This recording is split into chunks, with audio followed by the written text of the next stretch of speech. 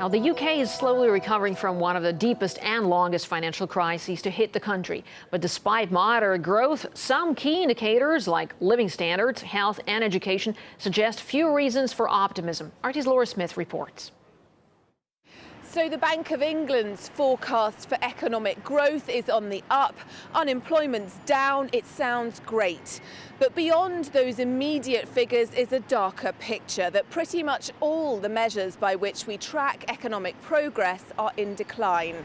People's real incomes falling, more and more of it spent on basic essentials.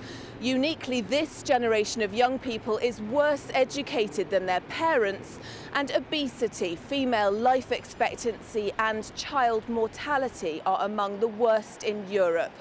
So leading economics commentator Jeremy Warner says growth is good, but warns it's unsustainable.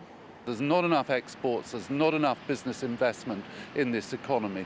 Now, provided the economy continues to grow, the hope is that these things will eventually come through, but at the moment there's very little sign of them. And you say that these key indicators, so living standards, education, health, these are all on the decline. Talk to me about that. Yes, well, there are some other very worrying features about the UK economy.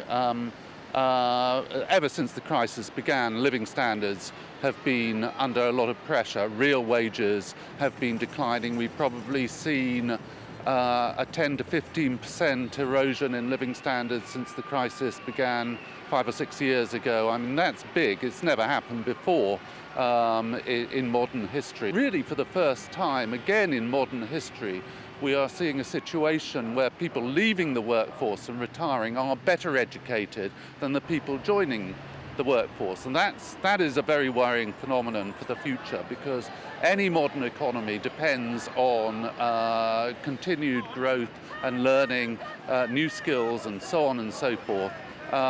If your standards of education are declining, then your relative income in future, relative to the rest of the world, is going to decline with it. So it's a very worrying phenomenon. What does it all add up to then, these underlying economic indicators? I mean, where are we going? Well, I think they're an extreme wake-up call, really. I mean, Britain has a lot of things going for it. It's still reckoned to be one of the most open economies in the world. It has the biggest global financial centre in the world. So there are a lot of things going for the UK, but these underlying trends are very worrying, and something needs to be done about them very, very urgently. Warner says the government's doing some of the right things, but too gingerly. And ultimately, unless radical action's taken in those key areas, Britain's economy is living on borrowed time.